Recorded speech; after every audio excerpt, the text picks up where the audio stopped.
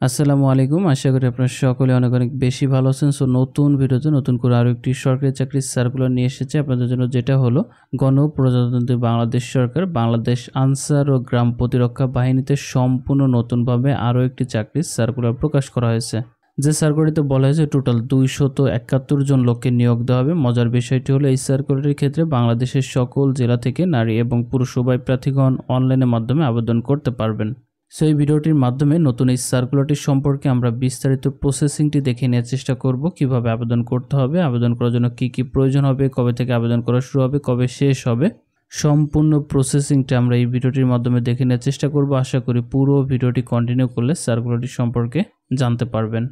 আপনি যদি আমাদের চ্যানেলে নতুন হয়ে থাকেন তাহলে অবশ্যই চ্যানেলটি সাবস্ক্রাইব করে রাখবেন প্রতিনিয়ত আপডেট সকল চাকরির সার্কুলার পেতে। সো এখানে দেখতেই পারছেন, আপনাদের বোঝার সুবিধার্থে আমি সার্কুলারটি ওপেন করে রেখেছি। সার্কুলারটির ভিতরে টোটাল 31টি পদ ক্যাটাগরি রয়েছে। 31টি পদ ক্যাটাগরিতে টোটাল 271 জন লোককে নিয়োগ দেওয়া হবে। আমরা একটু দেখে নেওয়ার চেষ্টা করব কোন কোন পদে কতজন লোককে নিয়োগ দেওয়া হবে। আমরা শুরু করব 31 নম্বর থেকে আস্তে আস্তে উপরের দিকে যাব। যেমন 31 নম্বর রয়েছে অফিস সহক, টোটাল 24 জন লোককে নিয়োগ দেওয়া হবে। 20তম গ্রেডে বেতন প্রদান করা হবে। মাধ্যমিক স্কুল সার্টিফিকেট থাকলে আবেদন করা যাবে। বাইসাইকেল চালানোর পারদর্শী হতে হবে। 30 নম্বর রয়েছে নিরাপত্তা প্রহরী, যেখানে 4 জন লোককে নিয়োগ দেওয়া হবে।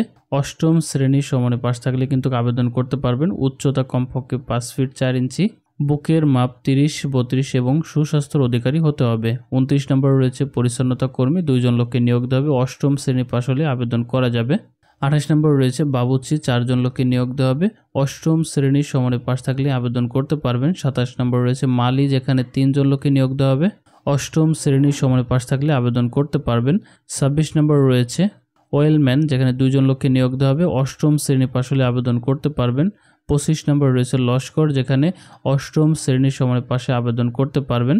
সংশ্লিষ্ট বিষয়ে বাস্তব অভিজ্ঞতা থাকলে অগ্রাধিকার দেওয়া হবে। আমরা যতগুলো পদ এখানে দেখে নিব বা এই সার্কুলারটির ভিতরে প্রত্যেকটি পদের ক্ষেত্রেই কিন্তু বাংলাদেশের সকল জেলা থেকে প্রার্থীগণ আবেদন করার সুযোগ রয়েছে। তারপর 24 নম্বর রয়েছে এনসিও ব্যারাক, যেখানে 2 জন লোককে নিয়োগ দেওয়া হবে।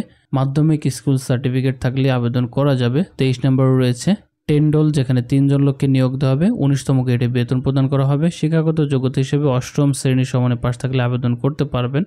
22 নম্বর রয়েছে মহিলা ব্যান্ড, 18 জন লোককে নিয়োগ দেওয়া হবে। 8ম শ্রেণীর সমানে পাস থাকলে আবেদন করতে পারবেন।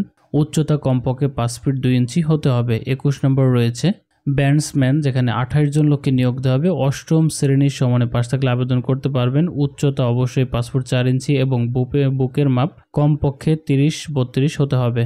নিয়োগ বিধি অনুযায়ী এই পদে শুধু পুরুষ প্রার্থীগণ আবেদন করতে পারবেন। 20 নম্বর রয়েছে কোয়ার্টার মাস্টার, যেখানে 3 জন লোককে নিয়োগ দেওয়া হবে। মাধ্যমিক স্কুল সার্টিফিকেট থাকলে কিন্তু আবেদন করা যাবে। এবং 19 নম্বর রয়েছে অ্যামিনিশন এনসিও, যেখানে 1 জন লোককে নিয়োগ দেওয়া হবে। মাধ্যমিক স্কুল সার্টিফিকেট থাকলে আবেদন করতে পারবেন। 18 নম্বর রয়েছে রেজিমেন্টাল পুলিশ, 4 জন লোককে নিয়োগ দেওয়া হবে। 8ম শ্রেণীর সমানে পাস থাকলে আবেদন করতে পারবেন। 17 নম্বর রয়েছে গার্ড সিপাহী, 6 জন লোককে নিয়োগ দেওয়া হবে।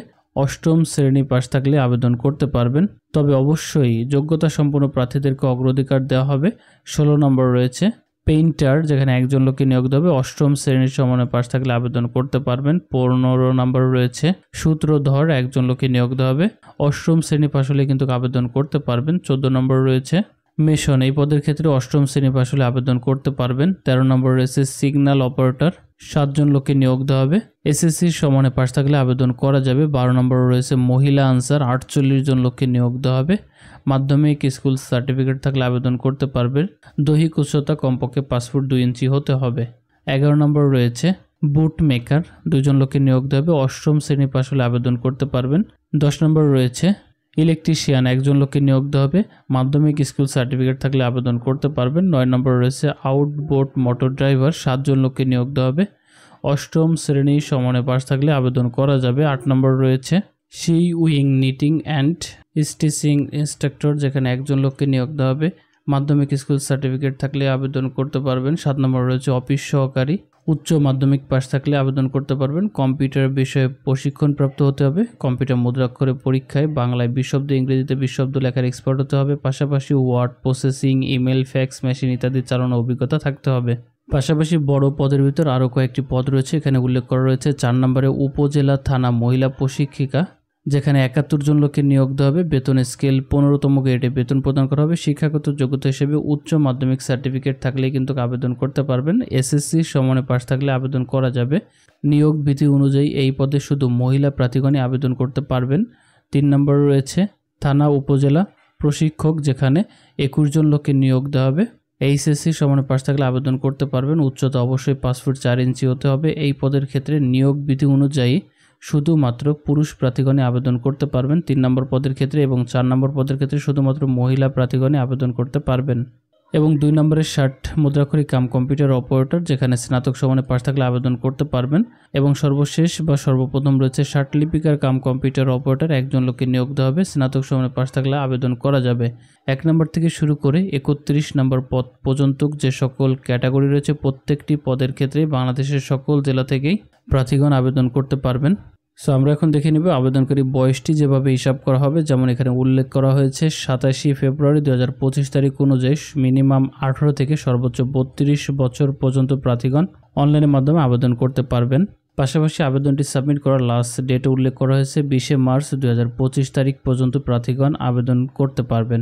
সো আমরা এখন দেখে নিব আবেদনকারীকে কত টাকা অ্যাপ্লিকেশন ফি হিসাবে পেমেন্ট করতে হবে। যেমন উল্লেখ করা হয়েছে এখানে অনলাইন রেজিস্ট্রেশনকারী ফি 1 নম্বর থেকে শুরু করে 10 নম্বর পদের ভিতরে যারা আবেদন করবেন তাদের জন্য 100 টাকা।